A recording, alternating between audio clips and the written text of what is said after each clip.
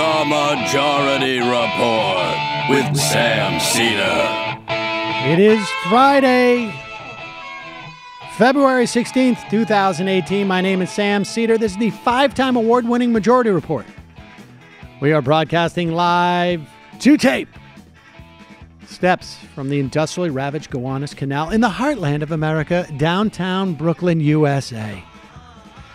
Yes, ladies and gentlemen, basically because Michael decided that he needed to catch an early flight to wherever he's going, we've pre-recorded today, last-minute executive decision. But we have a great show for you. It is the beginning of our vacation week, and we have solid blockbuster shows. On today's program, Stephen Levitsky and Daniel Ziblatt, both professors from Harvard University, on how democracies die. An interesting conversation, one which is relevant even if Donald Trump didn't exist in this country. It is a fascinating look into how democracies sort of fade away bit by bit. And it used to be, back in the day, it was pretty simple. All that would happen is the United States would decide that a country was not providing the business opportunity for American corporations. And so we'd send the CIA in to influence their elections and to, if we had to, maybe take somebody out. And then you'd get a military coup, and that was that. But now it just seems like the world is getting a lot more complicated, right, Matt? The old solutions no longer apply. That's true. So things have changed, and it's a fascinating conversation with Stephen Levitsky and Daniel Ziblatt. And then are we going to have a Matt pick? Yes. Oh, my God, Matt. I'm watching that. I'm going to buy you for your birthday. What? I'm going to buy you a new T-shirt. Just because every time you wear that, Matt is wearing his like off-white T-shirt that has this huge red stripe down the side that looks like it's meant to be that way. Are you going to model it now? It looks like it's meant to be that way, and it turns out it's just a stain from a cheap backpack that he would wear on his shoulder in the rain, right? Yeah. It was a cheap laptop bag. That was like the third time I wore the shirt, though. But not in the rain. No, it was the first time I wore it in the rain. And you still proudly wear that shirt. That's pretty impressive. Yeah, hey, I don't waste T-shirts, even basic ones. No, you can't get away with that at my age, but I guess kids today, it actually does look like, that's a cool shirt, man. Where did you get that? Exactly. It's the artist aesthetic. All right, so sit back, enjoy Levitsky and Ziblatt on how democracies die. On Monday, you do not want to miss this. An extended, and all these interviews are a little bit longer than normal. Talking to Daniel Ellsberg on his latest book. You want to check that out. We have a great week for you next week. Shane Burley, Sam Rosenfeld, and Avi Chomsky on the development of the concept of undocumented, of illegal aliens, more or less. But that's all for next week. For today, how democracies die. Quick break. We'll be right back.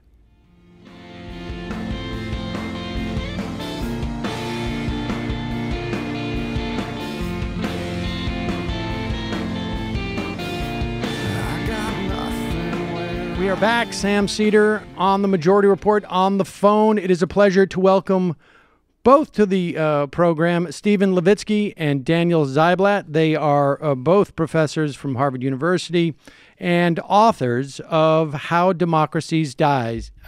Welcome to the program, Stephen and Daniel. Thanks for having us. All right, so just so that our audience is clear, Stephen, you have focused on Latin America, and Daniel, you have focused on Europe. In the context of democracies and how they die, let's just start with the concept, Stephen, with what do we mean by democracy?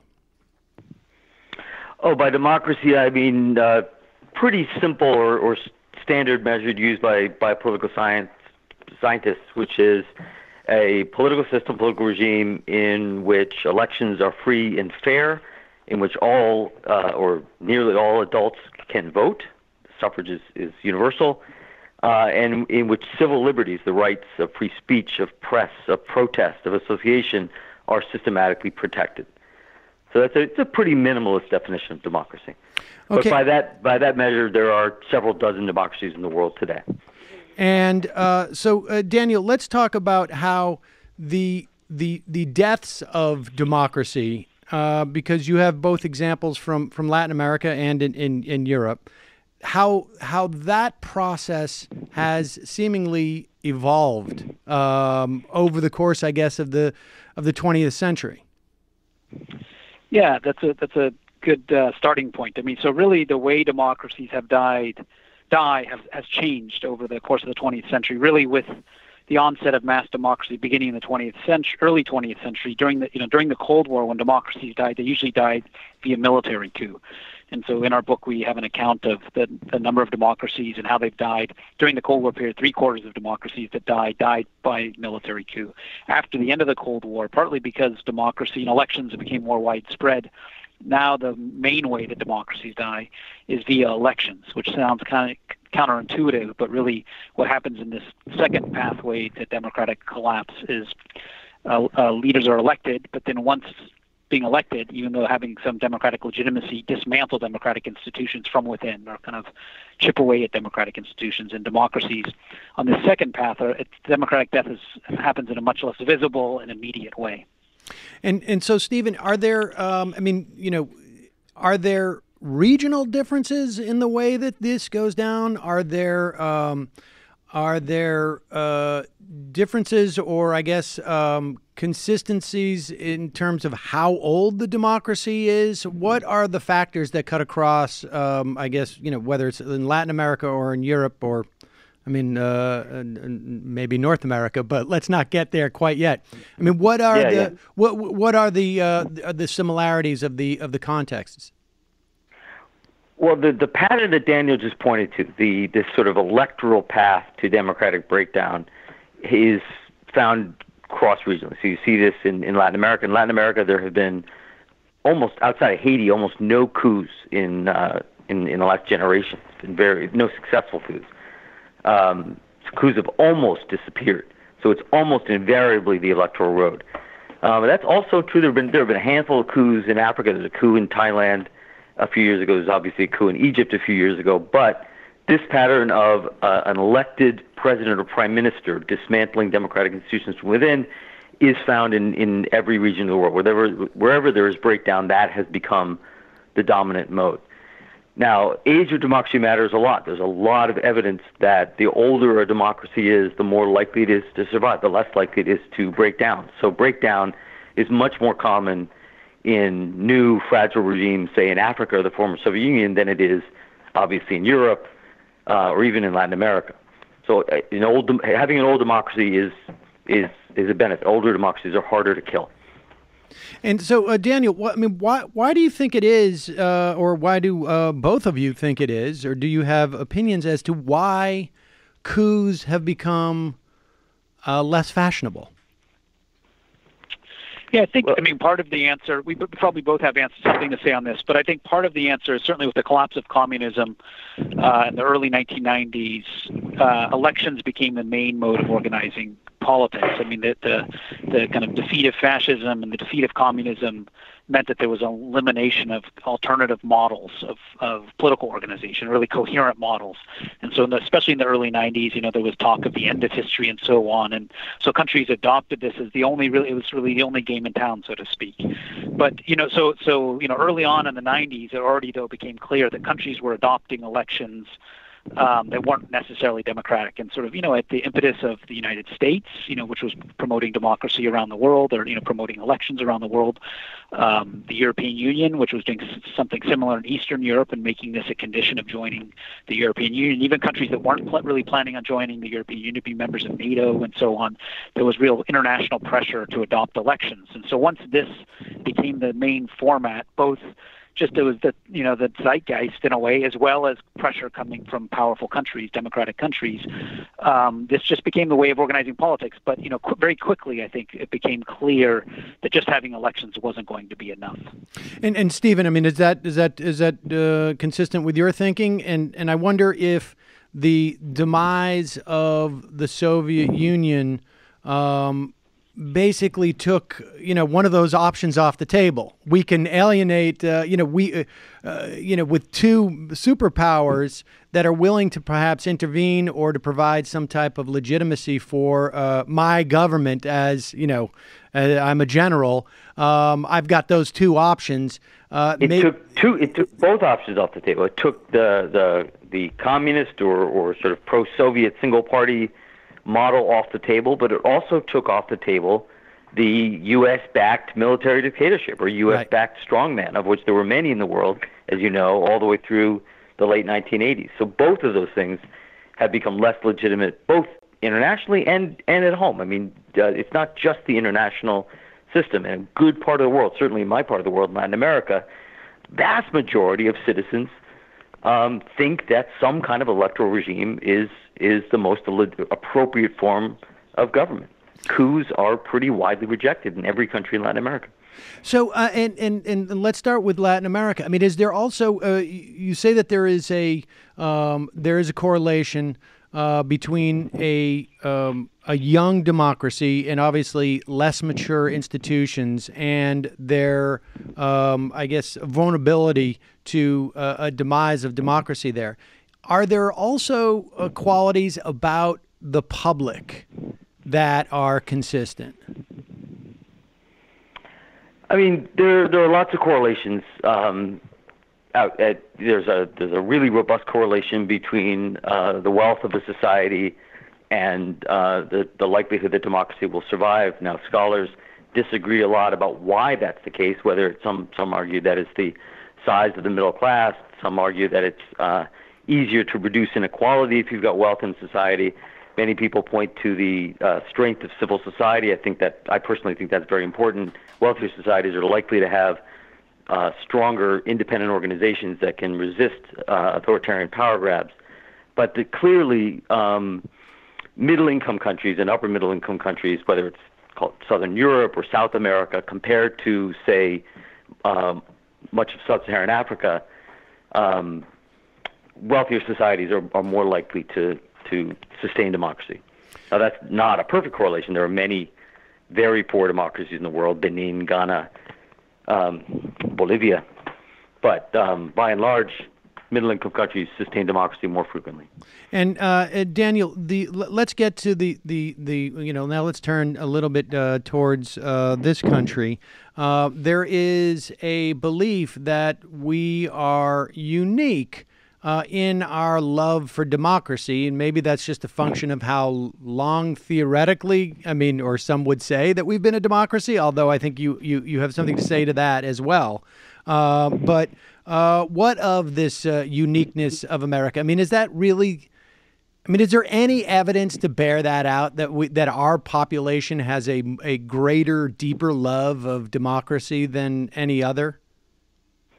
Well, I think I don't think the U.S. is unique. I think it's true that, as Steve has just said, the older a democracy is, the greater the category of analysis that analysts often use. They'll say there's higher levels of democratic capital. People are invested in the institutions, politicians, citizens are invested in the institutions. This is what they're used to. So I think any old democracy, there's going to be attachment to those institutions, and that's part of the reason older democracies last longer.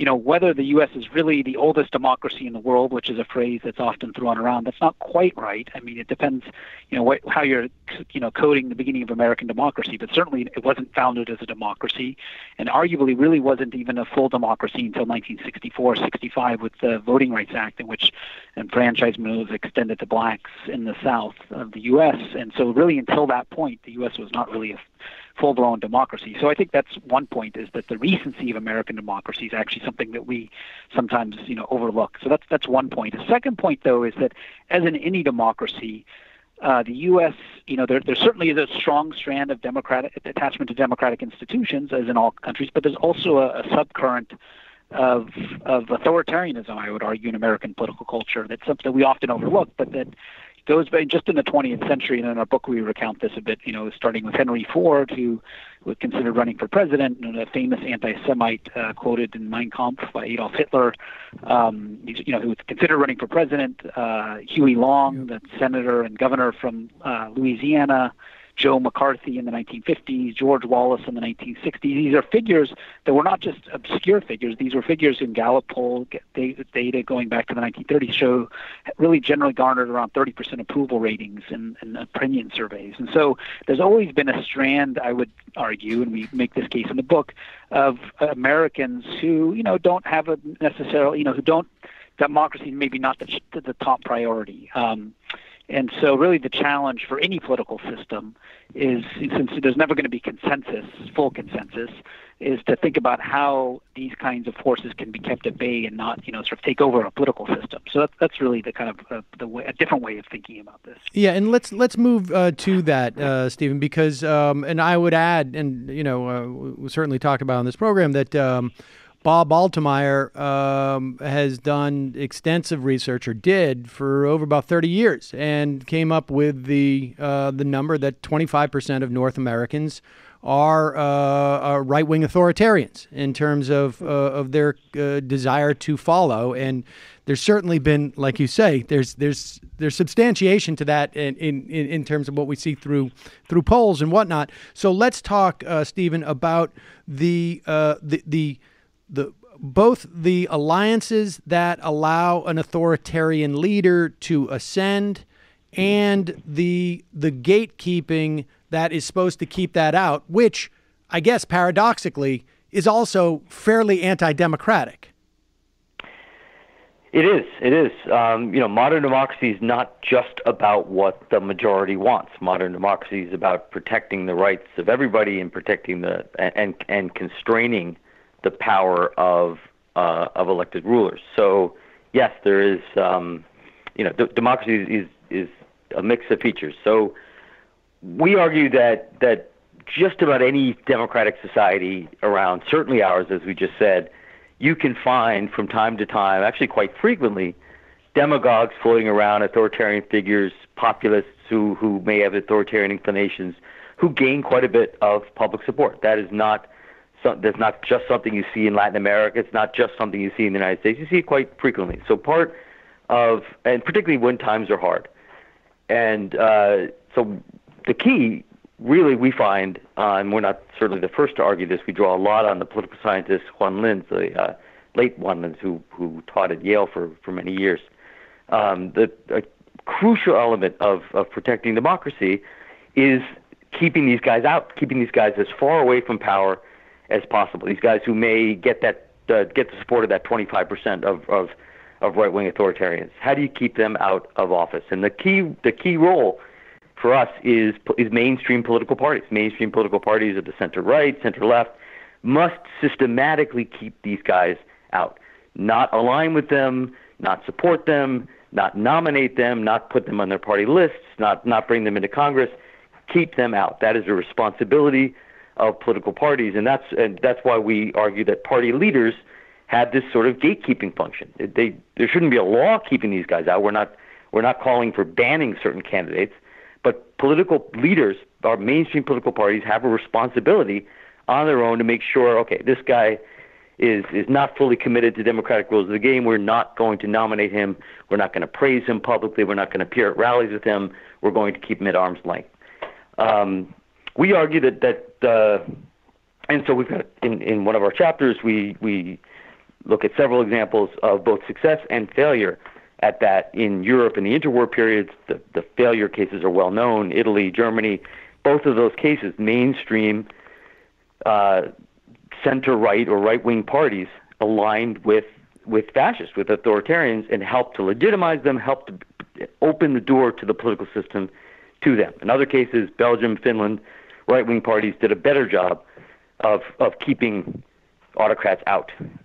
We argue that in the United States, and there are all sorts of problems and limitations with the way we used to nominate our candidates in the convention system, and we're not defending that system, and we're certainly not calling for a return to that system, but the old smoke-filled rooms actually did a very good job, a consistently good job of gatekeeping, of keeping demagogues out of office. So there was no way that Henry Ford was ever going to get the nomination of the Democratic Party. He knew that. That's one of the reasons he didn't run.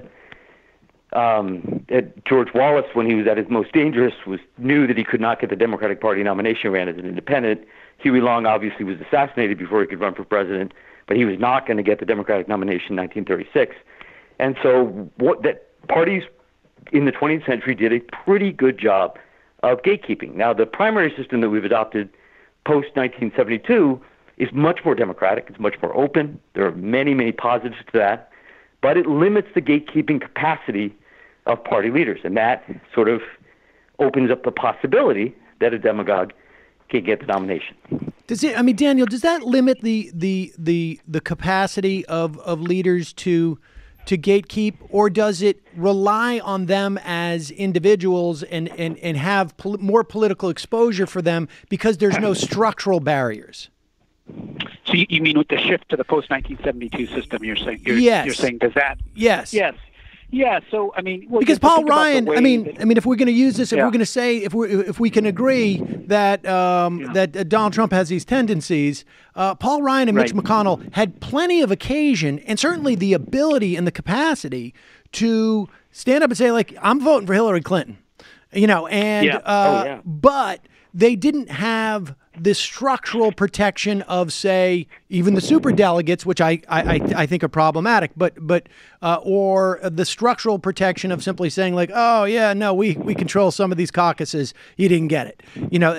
They actually had direct exposure. Yeah. So there's 2 points there. One is that having the organizational apparatus and having control of the process, certainly, and the procedures in place to keep these sorts of figures out of power in the selection of candidates certainly is helpful. So having superdelegates, had the Republican Party had superdelegates, it's not clear Donald Trump would have run. Maybe he would have thought it was implausible to begin with, or maybe had he run, he wouldn't have won because it would have been easier for party leaders to kind of rally around, I don't know, who knows, Jeb Bush, Marco Rubio or something. And the whole dynamic would have been totally different. So that's the first point. That said, and we also really, clearly make this case in the book, even without those instruments in place, as you point out, politicians could have, leading Republican politicians could have endorsed Hillary, for instance. And so we have a chapter called The Great Republican Abdication, which really the main point there is to say that even after winning the nomination, even after Trump won the nomination, Republicans could have actually, Republican elected officials could have endorsed Hillary Clinton. Some remained silent. Many ended up essentially siding with Trump. And when we make this case, people will often say, well, this seems kind of naive, or, is Paul Ryan or Mitch McConnell really going to come out and endorse Hillary Clinton? But, what's striking is actually we don't have to look very far for evidence of this actually happening. I mean, looking to other countries is useful in this regard. So in the book, we recount the story of how Macron, the current French president, came into office. And, one of the things that happened there was in the first round of the presidential election, which is kind of similar to our primaries in a way, François Fillon, who was the conservative center-right candidate, didn't make it out of the first round. It was kind of a shock to everybody. And so you had Marine Le Pen and Macron, two people not affiliated with any party really, in the second round. And there was some discussion, should Fillon endorse Le Pen, who he's in some ways ideologically closer to, or will he endorse Macron, who, although in certain ways non-ideological, had been a cabinet minister in the previous socialist government. And in fact, Fillon endorsed Macron, and a significant portion of his voters went to Macron, and this made a difference in the election. And so, in fact, it is, maybe it's easier in that case because it's not, Le Pen was not exactly identical, the same party, but this took some political courage and some, foresight about what might happen had he not done this. And this is something that was certainly lacking on the part of our Republican leaders. So in this sense, Republicans and politicians of all sorts, this is the lesson of Lon Lin's, need to put their democracy in front of party at some point, some key points. Usually, we're political scientists. We understand the way the world works is politicians are hard-boiled. They make political calculations out of self-interest. But every once in a while in politics, there comes a moment where one has to kind of depart from narrow self-interest to think about more long-term, what's for the good of the democracy, what's the right way to behave. Stephen, does the existence on the right of such an enormous infrastructure and money in the form of essentially the Koch brothers and their network, does that make it harder for Republican Party leaders? I'm certainly not letting them off the hook here, but is that the dynamic that basically boxed them in here, where they had I don't know if I would call it an ideological flank, but they certainly were flanked by a force that has been growing because of the enormous amount of money that has been filtering into the Republican Party outside of the party apparatus. Right. I think that's one of two big forces that have kind of contributed to the hollowing out of the Republican Party. Big money is certainly part of the story, although we have to keep in mind that big money was largely against Trump during the primaries. Right, the Koch brothers were not pro-Trump during the primaries. They weren't pro-Trump, but they had built essentially, I think a sort of they had stripped the Republican Party of its dominance in structurally, it seems to me, on the right. I think they, combined with the rise of both social media and this sort of extreme partisan media, both AM radio and this set of AM radio personalities, and obviously Fox News, have both contributed. But the point that you make, I think, is right on, which is that there really is no Republican Party leadership anymore. There is no Republican Party establishment. You'll recall well that after the 2012 election, the Republican Party leadership called for an autopsy of the party's defeat. That autopsy, if you read it, looks a little bit like the things that we call on the Republican Party to do in the final chapter of our book, which is that the Republican Party needs to become a more diverse party to operate in 21st century United States. It cannot continue to be a party of old Christian white men. And the thing is that there was no party leadership that could impose that vision on the party. It doesn't exist. It's been completely hollowed out, which is very, very problematic. It means that even though the Republican Party can win elections, in important senses, it has become a very weak party. It's a party that is easily and really thoroughly penetrated, on one hand, by big money, and on the other hand, by Fox News and other elements of the media. Well, Daniel, and Daniel, I know you have to jump at one point and do when you need, but I want to just let you introduce this element, and we can continue it with Stephen, is this dynamic of race. Because you lay out basically the pattern, the ebb and flow, maybe that's not the right word, but the pendulum swing on race, and that this is in many ways the engine for the type of polarization we have now. And I have to say that it reminded me of a book, I think it was Carol Anderson's White Rage, where she outlines every time there is some type of social movement for black folk in this country, the backlash comes in post-Reconstruction, rise of the KKK, on and on. We can see this, and you build on that in some way, maybe not consciously, but. Yeah, no, that's right. That's really, we understand the current moment of polarization. So all of the factors that Steve just pointed to certainly make it more difficult for the Republican Party to constrain these large social pressures pushing the Republican Party to the right. But really the engine of this change in many ways is backlash to the democratization of the United States in the mid-1960s that we talked about. And so we really argue that a few things happened beginning in the 1960s. One, with the enfranchisement of African Americans and the democratization of America, you had the movement of white Democrats to the Republican Party. You had the movement of Democrats to the of African Americans to the Democratic Party. And then beginning really in the early 70s, but really it's reaching its peak, beginning in the 1980s, the movement of evangelical conservative Christians, who had been evenly split between Democrats and Republicans, to the Republican Party. And so it's a kind of slow-moving process. At the end of the story, really beginning in the 1990s, you have two types of political parties. One which is the Republican Party, which is predominantly, not exclusively, but predominantly a white Christian party, and the Democratic Party, which is a very diverse party of seculars and urban seculars and kind of multi-ethnic party. And so in many ways, you have these two very different communities of identity which regard each other with increasing suspicion and dislike. I mean, opinion surveys show that Republicans and Democrats fear each other.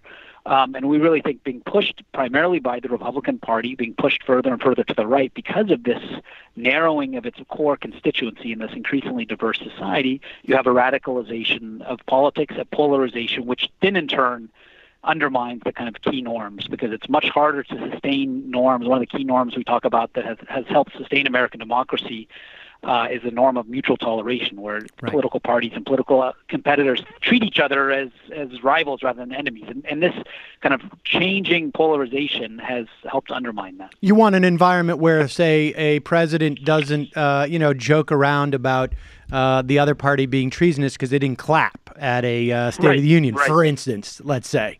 Could I add a couple points to what Daniel said? Please.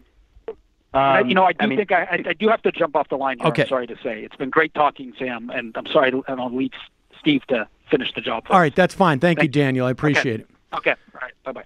So, Stephen, continue. I completely agree that. Sorry, go ahead. No, you go ahead, and I want to get to forbearance as well, since mutual toleration sure. is. But why don't you? But respond.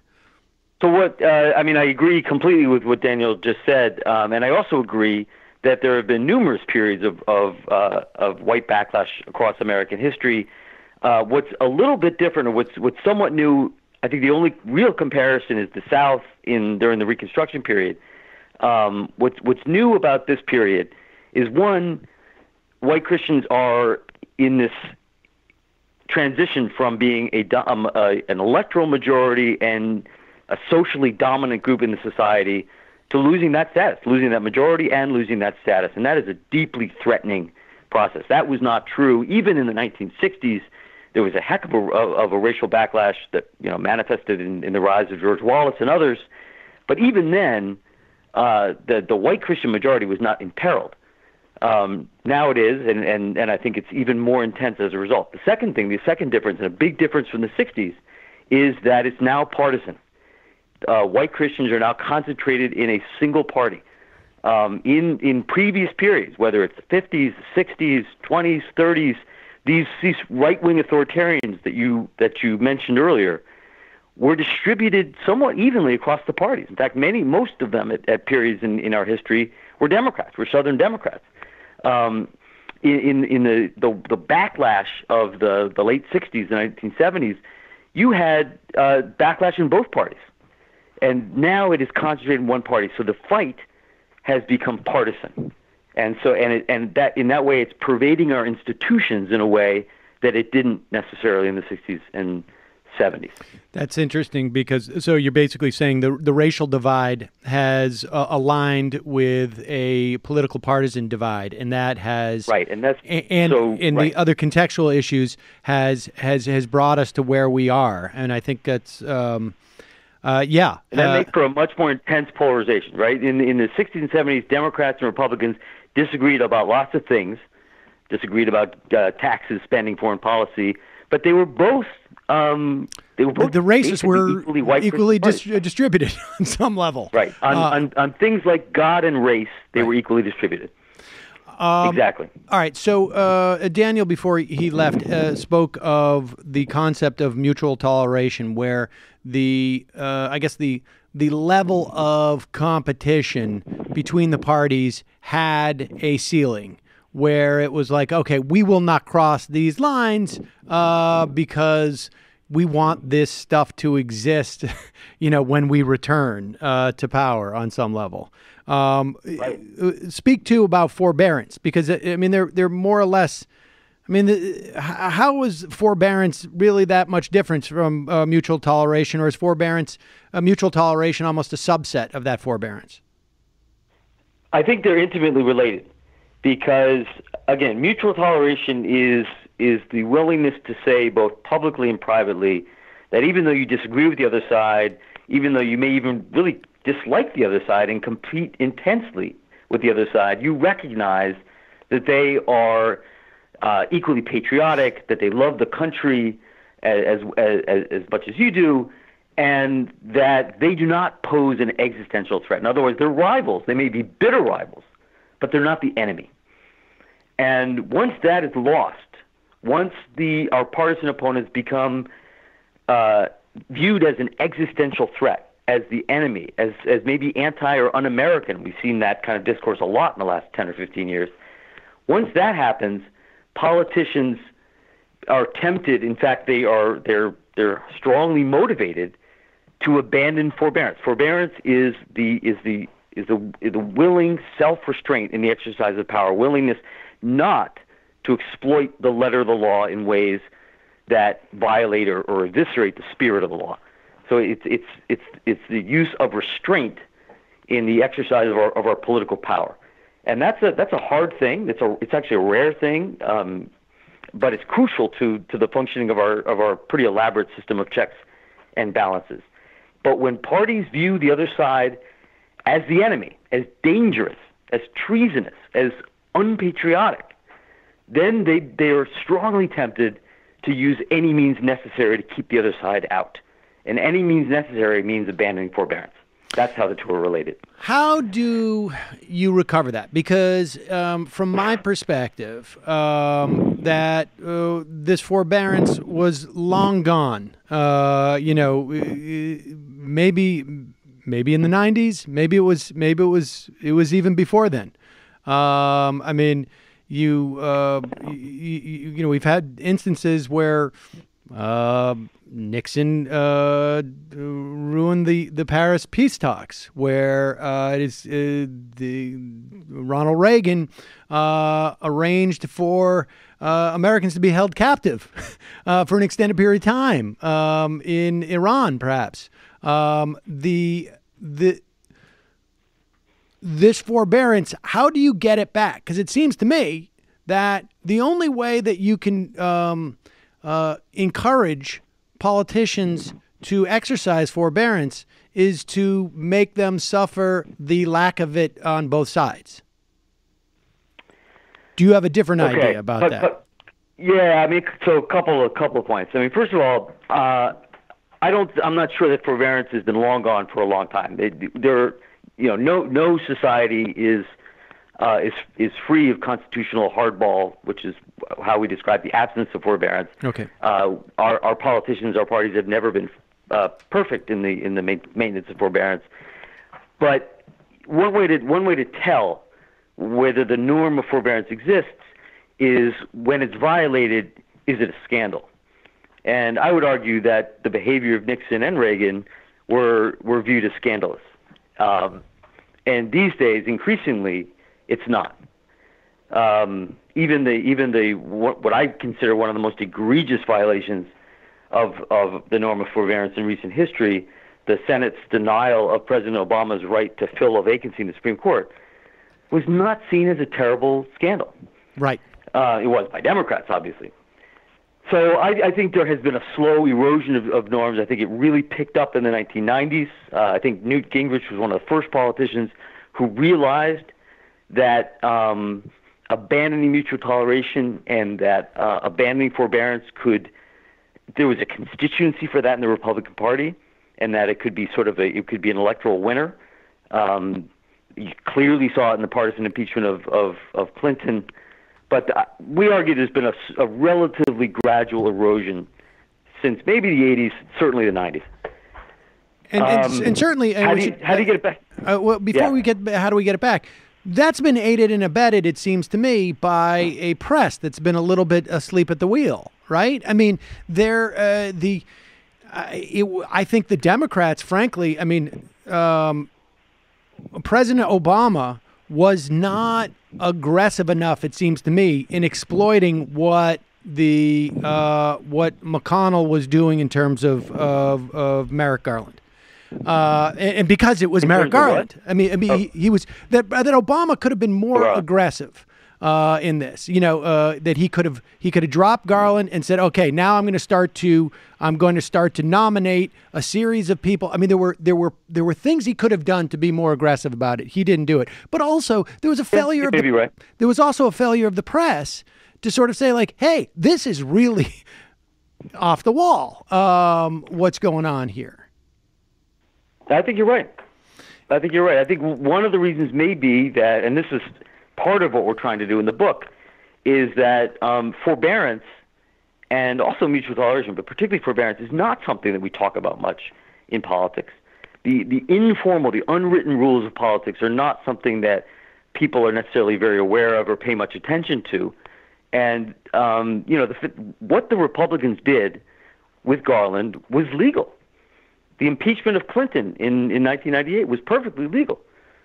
And so I think that may, I don't mean to absolve the media at all, but that may explain why a lot of us were kind of slow to respond to what was going on, because it wasn't quite so visible. They weren't breaking the law. So how does forbearance return? How do you, other than just sort of saying, like, I hope Mitch McConnell wakes up in the morning and says, hey, you know what? I've been not a very good guy. Let me give you two answers and then come around to where you and I may disagree. Historically, looking at other cases, and this is not a good news story, it's usually been once countries, politicians, polities have fallen into the abyss, or at least have stared directly at the abyss, that they come around and change their behavior. So the Chilean left and right, which abandoned forbearance in the early 1970s, which contributed to the 1973 coup. It was not until at least the Christian Democrats and the left had to live with a decade of Pinochet that they came around to basically building a new way of doing politics in Chile, a much more consensus-oriented politics. That it was, unfortunately, the experience of having to live under a horrendous military dictatorship that pushed the center and the left into a different kind of politics. Sort of a similar story in Spain, in Germany post-war. It's losing democracy that leads politicians to change their behavior. Now, slightly happier or slightly more realistic story. I mean, I think we have to get at the root cause of polarization, which, as Daniel pointed out, we think is about this the racialized partisan polarization, which means that. So, how do you do that in the United States? The Republicans must become a diverse party, a more diverse party. I mean, as long as in this society, 2018, in this diverse society, the Republicans remain a party that is 90% or almost entirely white Christian, they are going to be prone to extremism. They're going to be prone to white nationalism, a polarizing, dangerous white nationalism. So I think ending this norm erosion requires that we reduce polarization, which requires, I think, that the Republican Party become a diverse party. The other solution, which I have deep objections to, is that the Democrats become a less diverse party, that they sort of push minorities back out and become a white party again. I don't think that's possible, and I think the normative implications of that are horrendous. So the Republicans have to become a more diverse party. Now, you say, well, they're not going to learn their lesson until the Democrats make them pay for it. That's true, and I think all of us who want to defend our democratic institutions in the face of what is looking like an onslaught, and are pained by the kind of sucker punches that Democrats have received in recent years, it's perfectly legitimate and reasonable to think about sort of a tit-for-tat response, and what some people call learning how to fight like Republicans. And I got to say, I don't think anybody's got the solution. I don't, and I'm pretty sure that there's no easy way out. When you're in this spiral of norm erosion, there's no easy choice. I think you're pretty much damned if you do and damned if you don't. So I'm not saying that I'm clear on an easy single bullet solution. But here's why I'm worried about that as a strategy. Looking at democracies that have slid into crisis, that have failed, that have died elsewhere in the world, this sort of erosion of norms rarely ends well. And so reinforcing the erosion of our norms, reinforcing or even accelerating the erosion of our norms, looking at how that process moves forward in other countries, whether it's Spain in the 30s or Chile in the 60s and 70s or Brazil in the 60s, it rarely ends well. And so I can develop this point a little bit more if you want, but I'm very, very wary of accelerating norm erosion. I mean, I think the Democrats have an interest. I think the Democrats have an interest in the medium term in avoiding that, because if I can extend on this point just a little bit. Please.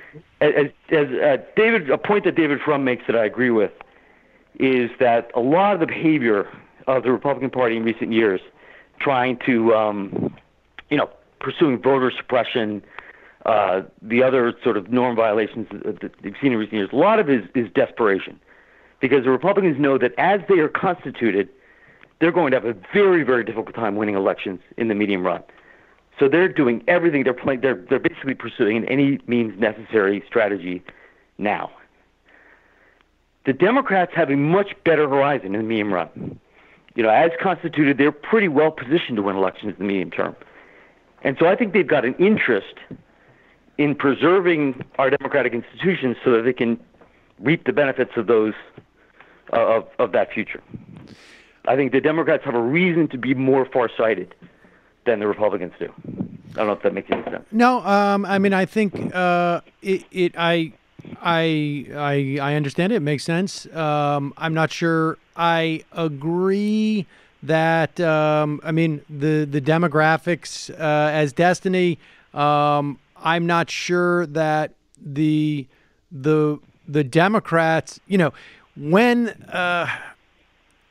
I'm not sure that necessarily you're gonna drive votes that way. We're seeing that the more engaged people are with politics, that those numbers for Democrats who want less compromise goes up. And so I'm not convinced that as a political strategy that would work. And I'm also not convinced that it really would make that much of a difference. I mean, it depends on what we're talking about here. But the problem is that fear, it seems to me, has fueled that fear of shifting norms or destroying norms, and it depends on what they are. But that fear, it seems to me, led Barack Obama not to hold George W. Bush to account and members of his administration to account on a number of issues that were relevant. I mean, the idea, I guess what I'm saying is that sometimes the norms maintenance gets conflated with maintaining an order that isn't necessarily a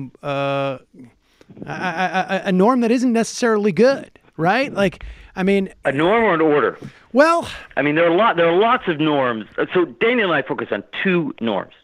We're not saying that all norms need to be preserved. In fact, we believe, as most people do, that there are a wide range of norms of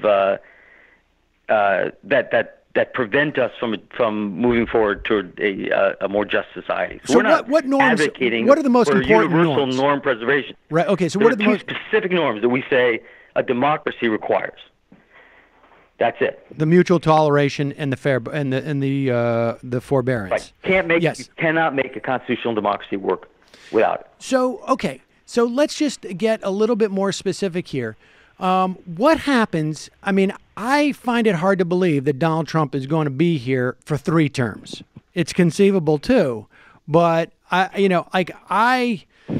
it seems to me there's a lot of people still asleep in this country who just have tuned out of this situation, and something like, hey, I'm going to extend the term limits or something to that effect is going to wake people up. What concerns me is, like, what happens in the aftermath of this, right? Like, the lesson for people in the Republican Party is, okay, we may go out of power for a couple of years, but we're going to come roaring back because there's clearly some pendulum swinging that's going on. We did what we needed to do for our donor base and for, we got our tax cuts, and we've dismantled the administrative state to a certain extent. It's going to take a long time to rebuild this stuff relative to, like, even a George Bush administration, which wreaked its own havoc. But what's to keep the next guy from roaring back? What's to keep Tom Cotton from saying, like, I'm going to pull a Donald Trump here, except for I'm also much smarter about it? I mean, there are a couple of different dimensions. Programmatically, I mean, if Republicans I can't stand the idea of picking apart the state, and I think that the Republican tax reform has horrendously negative consequences. So I despise the Republicans' programmatic agenda. But if they win elections, they have the right to pursue it. Right.